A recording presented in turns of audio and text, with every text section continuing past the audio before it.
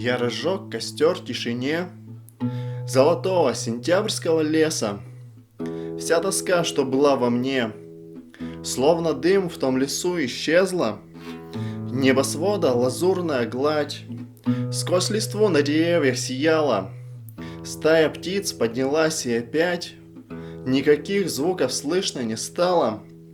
Я смотрел на багровый огонь, налетевшие в стороны искры, ощущая всем телом покой. В голове моей не было мыслей. Солнце быстро садилось и через пару минут погасло.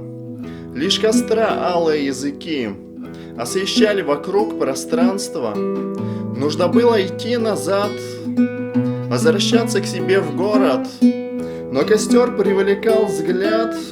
Я остался еще немного созерцать, как прекрасно все.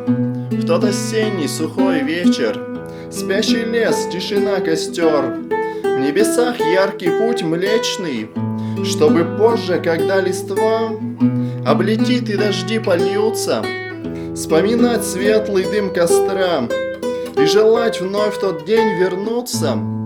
Очень быстро погас огонь, угли тоже остыли скоро. Я присыпал их там землей и обратно пошел в город.